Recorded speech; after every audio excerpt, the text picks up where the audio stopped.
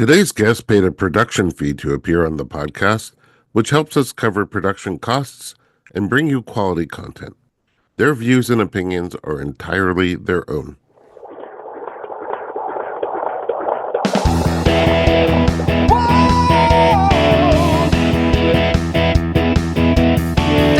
Doctor, give me the news. I got a whole lot of questions for you. This kid's gonna test my will. I got a lot to learn and my baby's due.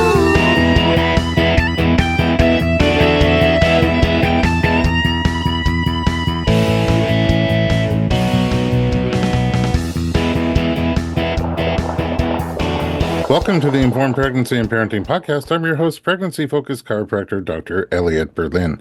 My guest today is a mother of two and CEO of the wearable breast pump company, Willow Innovations, Sarah O'Leary. Welcome to the podcast. Thank you so much for having me. Thrilled to be here. I'm excited to have you here. I want to learn everything about you. You're an interesting person. I want to learn about your business life and your mother life, two things that are hard for people to put together sometimes, and I want to find out how you juggle them both. But let's start at the beginning. Where are you from originally? I grew up in Connecticut in the Northeast. Oh, trees and stuff. Yes. I grew up in New York. None of that. Okay. Wonderful. And then career-wise, what did you have in mind when you were starting to think about what you want to do with life? Yeah, so, I was an English major in college. I think had you asked me, would I be an executive in a business context then, I would have said absolutely not. I'm going to read novels, maybe be a professor. And then, things evolve. And so I ended up following a business track in my career, but I don't know that I would have told you that beforehand. I think I just didn't really know all the options that could be available as you start to think about what that means. Maybe we simplify these things when we're young. And, I think I wasn't interested in being a business person, and yet here I am. Yeah. Well, also your English is very good. Thanks. So there's that. Still love to read, so there's that. Well, that's wonderful. So at what point did you shift from English to sort of more of a business? Yeah, so I think this is a pretty common story for people who go to the college and do liberal arts educations. Started thinking about what my career was going to look like after I graduated and really didn't want to go back to school again. Thought about law school, sort of all the things that, PhD programs. And I wanted to have a job. I wanted to work in the real world. And I was fortunate to be able to work at a strategy consulting firm that was sort of a practical education in business, but I thought I would try that on for size. And that's how I kind of got out of the academic world and into the business world, and ended up really loving the dynamic aspect of how businesses grow, how you kind of build a strategic plan. I got to work with mostly consumer products companies in that work. And I found I actually really loved thinking about, why do people buy what they buy and how do you build great brands? And it actually was very organic to the kinds of things I had been interested in school. And that was really kind of the beginning of my career journey. I'm just even curious what the role was for that company. Like, what were they looking for in you and what were you looking for in them? Yeah. So, these consulting firms, the firm I worked for was called the Parthenon Group, but similar to McKinsey or some of those other firms, they're really looking for people to work hard right out of college with a well-rounded academic background. And so they taught a lot of the depth of what you needed in terms of business strategy, but really were looking for people who had kind of a well-rounded approach to strategic thinking. And that was kind of the entry point into that job. But it was almost like an apprenticeship, I think, is how I would describe it. A chance to be on teams, do research, do analytical work, build, financial models in Excel, and learn that alongside people at the firm who had been doing this for a long time. I got a ton of exposure to our clients who were business leaders across lots of different industries. And it really was almost like an apprenticeship program is probably the best way I would describe it. I generally find that when I hire people who love to read, they bring a lot of asset to the team. And you strike me that way too. Like, you could probably walk into any setting and everything that you've read sort of comes up as a lot of tools in your tool belt in terms of discussion and thought and kind of building plans and ideas to draw from. Well, thank you. I think people who like to read are often people who connect the dots. I'm looking for the themes all the time. And at the end of the day, I think a lot of business is finding the themes and, building those into strategies. And I think a lot of brand building is also storytelling, right? I mean, so much of what we do is telling stories, understanding stories, and figuring out how to do that in ways that move the world forward. So, an interesting way, I've almost had to build confidence during my career that the things I did learn in school and that I was interested in actually are very applicable, even if they don't necessarily sound like the skills that you would necessarily put on a curriculum to end up as a CEO. Totally. But to me, the scary part is you've sort of gone from, reader to author. Yeah, I guess Um, that's true. and it's not just pen and paper, it's real world Yes, yes. interaction. So there's a lot weighing on it. Geographically, when did you leave Connecticut? Yeah, so I went to college in Massachusetts. I lived in Boston for a couple of years after college. That's where that first role was. I ended up going to graduate school in California, which is when I did go to business school in the end and kind of get the credential. And Ah, you went against your I your did, number I one did, rule. I did kind of rubber stamp it there. And then I essentially have not left California since that time. I spent a short stint in New York for a job, but have been a California girl ever since. And here I am. Okay, and then family. Let's see, your perspective on what you want to do with life changed. Did you have thoughts early on family life and motherhood? Yeah. And did it change once you got into the corporate world? Yeah, that's a great question. I grew up in a very kind of classic nuclear family. My mom and dad are still extremely close to me, and I have a brother, so it was the four of us. I think in some ways, I always had the assumption that I would also have a family that looked something like that and that I would one day be a mom. I would not say that I took a lot of active approaches the way I did with my career to figuring out how motherhood would fit in during my 20s. I got married kind of right around when I was 30 and met my husband at work actually. And Uh-oh.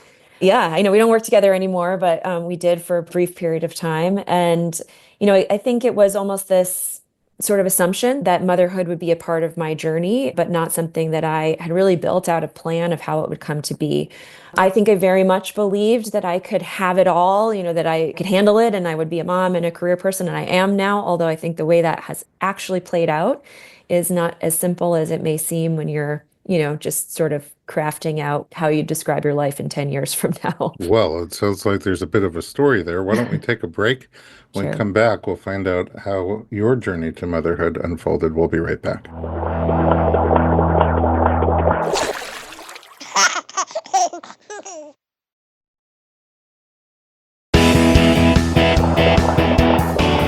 Welcome back. We're talking to Sarah O'Leary and okay, motherhood. You got married to the guy from work. That worked out.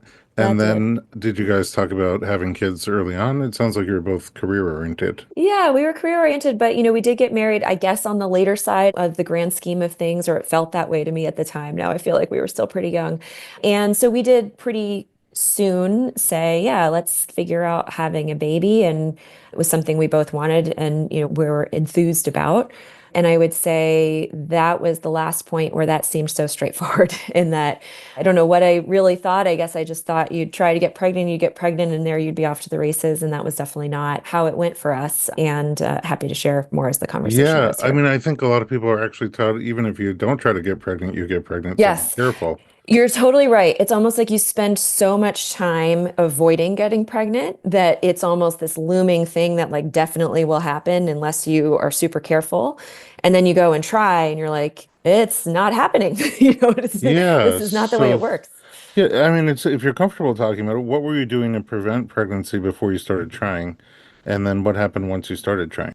Yeah, I was on birth control pills, I think like many women, and had kind of been on that program for a long time and essentially just stopped taking them and figured, that would be it. And here we would go. It took a while before I ever got a positive pregnancy test. And then it took a while from getting a positive pregnancy test to have a pregnancy that actually went to term. So I had a couple of miscarriages, and I think that's also very, very common, and we don't talk about that enough. And it was a really emotional and really challenging chapter of life that I think, what was off script. It wasn't what you expect, and it was hard. I'm really sorry. We had miscarriages also, my wife and I, before we had our first baby. And you're right, nobody talks about it. Not nearly enough people talk about it. Yeah. Maybe a little more than it used to be, but we thought, why us? We're the only Yes. ones, and this is what's Yeah. wrong. And my wife thought her body was broken and Yeah. all sorts of horrible things that just elevated the pressure in the pressure cooker of trying Yes. to have babies so high that our nervous systems were probably like, oh my God, there's emergency. We can't have a baby Yes. now.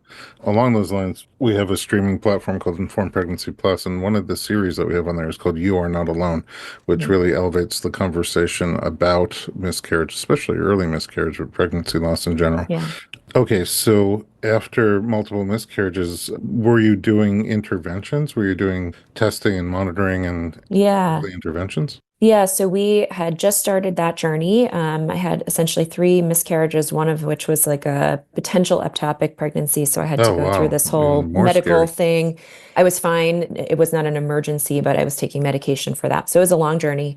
We then went and we did see a fertility specialist who did some tests, got some good news, which was like nothing inherently seems to be wrong in terms of hormones and in terms of, sort of the functioning of our systems, I guess. But we were right on that borderline of, I think, three miscarriages, sort of the level before they start to say, yeah, this is an ongoing thing that we're going to have to address. I was about to start IUI and actually did get pregnant naturally, and that one worked out. So I was right Wow. on the precipice of going down the full road of fertility treatments, but actually did not go down that road Wow. I mean, yeah, you just dodged that by a hair. by a hair, literally by a hair. Yeah. And how was pregnancy once you got there? Yeah, so, with my son, pregnancy was actually okay for me. I avoided morning sickness. I felt pretty strong and healthy. I was pretty enamored with it. I had waited a long time for this. I was anxious. I think kick counts and all that. I kept waiting for the other shoe to drop, I think, was that sense of I'd been down the path of it not working out that sort of, it almost felt like that was the baseline. So that definitely was in the background. But from a physical experience perspective, I had a pretty straightforward pregnancy when all was said and done. I don't think we believed that we were having a baby, actually having a Yeah. baby, until Yeah. about 3 months after we had him, Yeah. because for defense reasons or Yes, exactly. You kind of protect yourself, right? Like that yeah, I'm not it's going to like get too attached. you're just used to it not working out. And Hmm. it's like, okay, she's Hmm. bigger, we're closer. Hmm. All these benchmarks are happening and your Yeah. your mind just doesn't want to believe it. You're a little Yeah. numb to it. Yeah. So I can relate to that. Where are you in your career at this time during this pregnancy? Yeah, so I had been working at a really wonderful children's apparel company, running their e-commerce and marketing operations, and had been there for about 5 years when I ultimately did get pregnant with my son. It was a very supportive environment. So I did have some coworkers who knew what I had been going through from a fertility perspective. And, it was a kind of a mom and baby company, right? And so definitely felt very supported in terms of the pregnancy journey, stocked up a lot on really cute baby clothes, which is a perk of the job. Yeah, I was thinking Um, that at the beginning when you said that. I was, yeah, but I also was at an interesting place in my career in that I had been just starting to think about, maybe I was ready for something next or something new after about 5 years at the same company that I loved very much, but had maybe reached some, personal growth plateaus. And so that was kind of my mindset. So I really was still working hard, doing the right things for my company, cared a lot about that role and my work, but I think very much focusing on the personal piece of the journey at that time and on pregnancy. when obviously pregnant, and even if you're a little detached from it, the baby's coming. Did Yeah. you have a specific vision for birth, plan for birth, and how was reality compared to the planning? Yeah, so I am a pro medical birth person. I'm a very sort of by the book person, I guess. I had zero worries. I knew I was going to get an epidural. Like that was me. I was like, whatever the doctors say is what I'm going to do. And so, in some sense, that was my plan. And a lot of that went according to plan. I ended up being induced, which was totally fine with me. I know there's people who really kind of don't want to go down that road. I was 37 when I was having my son, and so that advanced maternal age. So I was kind of just following the recommendations, and they said, you're past your due date, let's schedule an induction. It went quite smoothly. I was, pretty comfortable with how it all was going. I did then get a fever during labor. So even though birth went fine and, baby was born healthy and my experience was okay, we did have a stint in the NICU because I IV antibiotics, and my son had to get antibiotics because they didn't know what had caused the fever. And so there was some concern about infection. So that was definitely a little bit of a unexpected twist in the journey, which I had never been through it. So I maybe in retrospect realized just how different that experience of baby being whisked off to the NICU shortly after birth actually was. But in the moment, I was just so happy he was born and sort of so overwhelmed by all of it that I don't know if I even realized what a diversion that was. Yeah, postpartum is an interesting transition for everyone. I think a little bit more interesting when they take the baby away and you don't just go home the next day together. Yes. Yeah. Why don't we take a little break and we'll come back and find out your postpartum story? We'll be right Sounds good. back.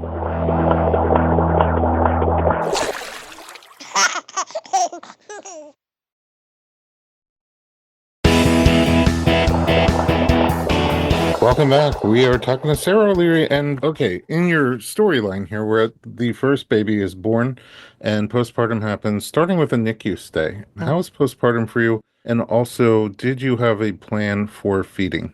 Yeah. So very grateful that our NICU stay was very brief. So, I know there's many families that go through that for an extended period of time. We were in the NICU for a couple of days. So it was a little bit disruptive, but it wasn't a total disruption to the expectation you'd go home pretty soon after giving birth. I was committed to breastfeeding again. It was the right thing to do. It was the recommendation, so I was going to do it. What that did mean very early on at the hospital was I wasn't with my son, so I was kind of setting an alarm and wheeling over to the NICU to do, every 2 or 3 hours to breastfeed and try and get my milk supply established. I did go home with the hospital rental pump because my milk hadn't come in, kind of got it all kicked off that way. And essentially, I think my plan was, of course, I'm going to breastfeed. And what I didn't know was that's not so obvious or easy as it sounds. I think, you maybe sort of think, well, if this is how you feed babies, it must be just innate. It didn't feel that way at all. Almost And sounds like getting pregnant. yeah, it's true, right? And I think to some extent, I don't know how to fully prepare you for this experience of your body is going to do something it's never done before, even though you've been on this earth now for, 37 years. So there's some learning that's just going to happen because you have to go through it. But I definitely really felt like the world had also failed to inform me of what I would go through, what kinds of things I should be thinking about, what was normal, what wasn't normal, like how much pain is normal. You sort of go through it and you just assume, I guess this is what it is. And so, for a month, I'm going to have this horrific, painful nursing experience. It probably wasn't right, right? And it worked out. I got through it.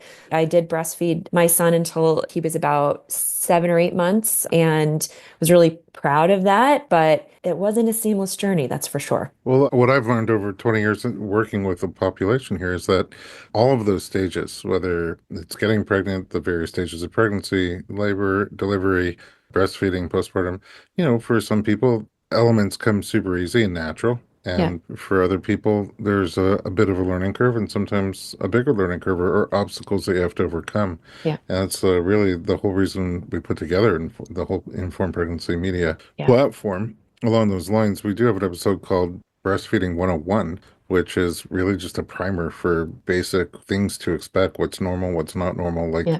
literally to fill in the answers to the questions that you didn't have Yeah. when you went Yeah. there for the first time. And some of it is, just instinct. I mean, you look at the other animals in nature and they don't have a podcast or a streaming Yeah. platform and they figure it out. But on the one hand, they do have a lot of peer support, Yes. which we've Yes. lost some of that village and community. Absolutely. And I actually would love to just quickly jump in there. Subsequently, when I had my daughter, when I know we'll probably get there, we had a wonderful lactation consultant on staff at Willow, where I was at the time then. I asked her, how did humans survive if breastfeeding is this hard? And her answer was, we used to do it in a community. And so you were taught, you were around breastfeeding, your mother understood how to help you, your sisters, your cousins. And if it didn't go well, someone else stepped in and helped feed the baby. And it was such an eye-opening kind of like, of course, that makes sense. But, even my own mom, she formula fed me. She didn't even know how to breastfeed, so she was there, she was helping me postpartum, but she didn't know how to help. And I think that lack of the peer support, the community support is really glaring during that time when you're trying to navigate this stuff alone. And obviously, resources like this podcast are so important in that vacuum. Yeah, thank you. And the resources that you provide are invaluable too, and we'll get there soon. I also think another advantage that perhaps the animals have over us is they're much more in tune with their innate intelligence and body. We have all these loud voices and billboards and other things pulling you in one direction or the Yeah. other, and also to some degree medical interventions that they don't have that kind of break the connection between yourself and your inner voice and inner workings. Yeah. And sometimes we need to get into the conscious mind to overcome what's in there that's pulling us away from our unconscious mind. So I totally agree with that. a lot of things at play. When you had your first baby and you were going back to work because you somehow masterfully combined these two things, did you have a plan on when you were going to go back to work, how long you'd be out? And did you go back to that company or did you make a switch? Yeah, so I did. I had a very good maternity leave coverage. So I took 4 months of paid leave, and then I actually took an extra 2 months. So I was out for a total of 6 months, took those two unpaid because I'd had such a challenging experience to get pregnant. I didn't know maybe this would be the only time I did this. Like I was going to really live in the moment. And so very grateful for that. I did go back to the same company and was there for about half a year before some of the same feelings I'd had about whether I was still growing in my career there kind of started to come up for me. And it sort of really escalated in that I was now making the trade-off of, if I'm going to be working, I'm not going to be with my baby. And so I really want to know that how I'm spending my time is driving me forward and, sort of is the right thing for me. And I very coincidentally had outreach from a recruiter to join Willow at that time. And it was one of those moments where it felt like the stars kind of aligned that, I had started thinking about what a next step would be. I had just gone through this postpartum period, the breastfeeding experience, and the chance to take everything I knew in my career and join a company that was working to reinvent pumping and make life better for new moms. It was sort of like, yes, that's it. I'm going to go do that. How did the connection come about?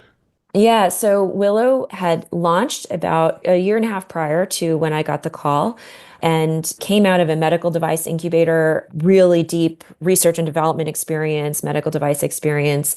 But the company was selling their products through a website, sort of a direct to consumer website, and really no one at the company had that experience. And so they were looking for somebody to come in who had consumer e-commerce and marketing sales experience, and that was what my background was. So actually looking for someone who had come out of kind of consumer products, direct to consumer space. And I joined the company to actually run our e-commerce business in its very early days. And it was just sort of, again, sort of a stars aligned moment where my background was the right fit for what the company needed and the mission was the right fit for me. Yeah, I mean, direct to consumer, you are the consumer. Yes, exactly. It was like, So amazingly, I actually had seen a former colleague from a long time ago had posted in a Facebook moms group, like, everybody needs to know about this product, Willow. I just got it. It's changing my life. And it was around that same time. And, as a person who's worked with great brands, you don't hear like this product changed my life that often. So it was, sort of again, sort of a sign, I think, from the universe that this was a chance that I had to take to try to grow this brand and business and help get our technology out to more moms. how did you progress from that entry to CEO? Again, a little unexpectedly, if you had said to me when I joined, do you think you're going to be CEO in 6 years? I would have been like, what? But essentially, as the company grew, my role at Willow expanded. So started out, we only sold through our e-commerce site, and that's what I ran. And then as we added retail sales, and we sold through Bye Bye Baby and Target, I hired our sales team and kind of ran that piece. And then ultimately, was working as our chief commercial officer, running marketing and sales efforts across the company, which was my background. And so, kind of as the company grew, so did I. And then had the opportunity. We had a wonderful CEO who, for personal reasons, left the company a year ago. She moved her family back to Australia and they were looking for her successor and said, we'd like you to do it. Our board asked if I would do it. And again, it was one of those moments where, I wasn't the founder of Willow, but by that point, I really felt like this was my baby. And I was up for the challenge and up for the responsibility. And it's been a really fun and exciting year working to craft, where we go from here as the leader of the company. Wow. That's a huge honor for them to come to you Thank you. Yeah. and put you at the top. And it seems like they made an excellent choice. Well, thanks. So, if Willow is sort of your second baby, where in there did you have the next baby? Yeah, so about a year after I joined Willow, I had my daughter, and that pregnancy happened quite fast. My husband and I sort of said, well, I think maybe, we have one baby, let's try for two, and it will probably take a super long time, like it did the first time. And we got pregnant almost immediately. So we're like, okay, we're Oh, going to do wow. this. They're going to be like Okay. 2 years apart, almost exactly. And I just Surprising started a relief. new job, and we were like, okay, here we go. But thankfully, I worked for a company that obviously supported and understood new moms. And so it was not at all a problem to say, hey, guess what? I'm going to be going on maternity leave pretty soon here. I was promoted actually into the chief commercial officer role right after I came back from maternity leave. So, note to listeners, find companies that have values that you believe in because it makes a big difference when you're trying to navigate career and family. Right. Yeah, Okay. So the pregnancy came easy. yeah. How was the pregnancy, birth, and postpartum second time around? So, it's funny. I still describe pregnancy as easy, and that I think I've heard so many stories of things that have been so much worse that I'm like, oh, I had it easy. It was fine. That said, with my daughter, I had a couple of challenges. I had some bleeding right around, I think, 14 weeks. And because I had gone through this miscarriage experience at the time, I was like, well, that's it. This is over. I literally took an Uber to the hospital because my husband had to stay home with my toddler son and kind of expected that that would be the end of the road. In the end, it was a hematoma that was fine, and she was fine. But it was a weird night that I spent in the hospital that time. And then I also was diagnosed with gestational diabetes, no history of diabetes. So total surprise. I kind of blame I was eating a lot of Reese's peanut butter cups right around Halloween when that happened. I know that's not how medically it works, but still sort of feel like those peanut butter cups pushed me over the edge. So, I did have some challenges, even though I felt pretty good, kind of managing through that pregnancy. And I reflect now on almost the instinct to say it was easy. Like, it wasn't easy. Again, these things are not as straightforward as we're led to believe, even if they work out in the end. And so, kind of navigated all kinds of different forks in the road. Did you use a different breast pump? I did. I used Willow the second time around. I did not know of Willow in time to use a wearable pump the first time around. I will say I had this aspiration that I was going to be traveling and going on date nights and, at the office, and it was going to be amazing. My daughter was born just before COVID lockdowns. So Oh, I no. was using Willow, but what it totally did for me was actually allow me to pump when I had a newborn and a toddler at home.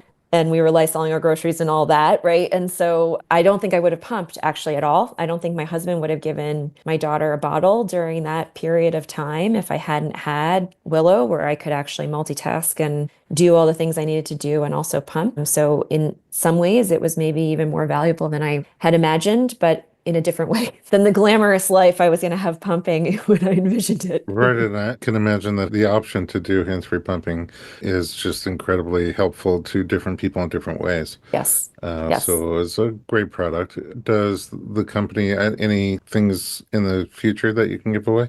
Yeah, so, there's a couple of key kind of themes. One is that we are very proud of the technology we've built. Willow's pumps not only are wearable, but they're incredibly effective. We came out of a medical device incubator. We have focused on building products that work like a traditional pump, that you're not sacrificing milk output to be able to have that convenience.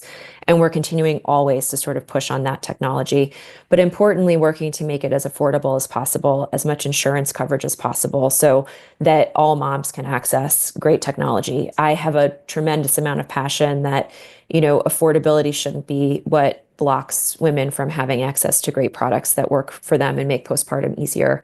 The other thing that we're working on at Willow is really expanding the scope of our impact for postpartum moms to be a support system and a support network through this chapter of life. Our pumps are app connected, which means that we are actually chatting with and, interfacing with moms while they're pumping, up to an hour a day. They're checking in with their Willow app. And we have started to build out services like lactation consulting, mental health resources, and so on, in addition to breastfeeding and pumping support, to really kind of take that responsibility of that time we're spending with moms as seriously as we can to make an impact in the broader postpartum journey. So those are a couple of the themes of what you'll see from Willow as we continue forward in our product development. That's great to see a successful company with a great product go the extra mile and really cater to the needs of the consumer. And in this case, a very valuable consumer, really two, for each device. So Yeah. that sounds like great work ahead. I'm really grateful for you to come on and share your personal story and your career story and to learn a little bit more about Willow. My final question for you is one I've never really asked before, but curious for a reader. Has there been a book that stands out for you that has been helpful, impactful, one for personal, especially related to motherhood, and one for business? That's a great question. So I think they're interconnected. So I'm going to have a somewhat controversial answer on the sort of literary book, which is an amazing book called A Life's Work by Rachel Cusk. It is not for everybody. It is very raw about the disorientation of postpartum. And I think when it came out, there was people who were like, did this woman even want to be a mother? Like, why did she write this mean book about becoming a mother? I thought it was tremendously impactful to understand that it's not always natural to go through this experience. It is this emotional transformation of a mother to become a mother. So that's one that's kind of stands out for me personally. And I hope anyone who reads it doesn't judge me and say, did you not want to be a mother? I think This that platform ambivalence is is not about that. exactly. I Yes, think it really thank you. captured the disorientation and ambivalence and strangeness of that period in a way that was really beautiful. I bet Um, many, many, many listeners will relate to that book. Yes. And then, I'm sure you're familiar with Dr. Becky and her book, Good Inside. One of the things that I love about that book for parenting that also relates to business leadership is this idea that you need to be a steady and calm leader for your family, which is how you should be as a CEO too. The sense that you need to kind of be the calm in the storm, and riding along, the ups and downs doesn't help anybody feel anchored, which doesn't mean you can't process your own emotions and be honest, but how do you kind of bring your authentic self to your family as kind of a leader of your family at the same time as how you do that at work? And I have actually found that integration of thinking about being a leader in all of my life doesn't have to be two different personalities, but sort of some of the same lessons learned has been really eye-opening for me. Thank you. We will link both of those books in the show notes. All right, before we go, where can we find out more about Willow online? You piqued the curiosity. Yeah, so you can follow us on Instagram. It's at Willow Pump on Instagram, and our website is onewillow.com. And I would love for people to learn more and get involved in our community, which is helpful whether you're in the midst of pumping with Willow or just entering this chapter of life to learn and get educated on all of what's ahead. Sarah O'Leary, thank you again for joining me, for sharing your story, and for introducing us to Willow. At home, thanks for listening to the Informed Pregnancy Podcast. For more pregnancy and parenting information just like this, visit us online at informedpregnancy.com.